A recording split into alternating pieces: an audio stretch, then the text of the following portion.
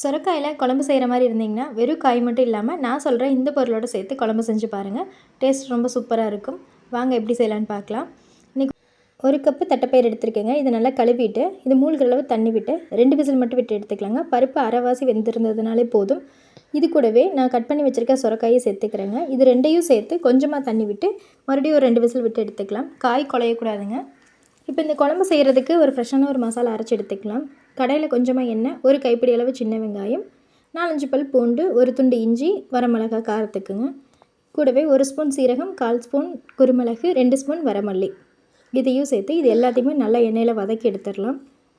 Medium சைஸில் 2 தக்காளி எடுத்துருக்கேங்க. அதையும் கட் பண்ணி இது கூடவே நான் சேர்த்துக்கிறேன். கூடவே கொஞ்சம் மஞ்சத்தூள். இது எல்லாமே நல்லா எண்ணெயில் வதங்கட்டுங்க.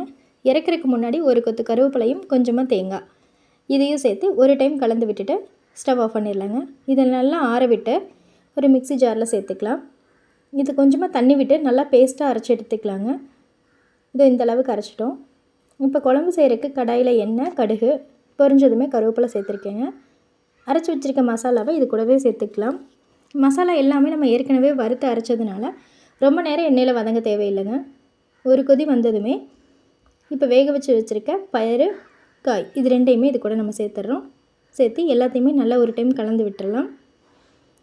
குழம்புக்கு தேவையான அளவுக்கு உப்பும் நம்ம சேர்த்துக்கலாங்க. உங்களுக்கு கொஞ்சம் தண்ணியாக வேணும்னாலுமே இந்த ஸ்டேஜில் நீங்கள் தண்ணி சேர்த்துக்கலாம்.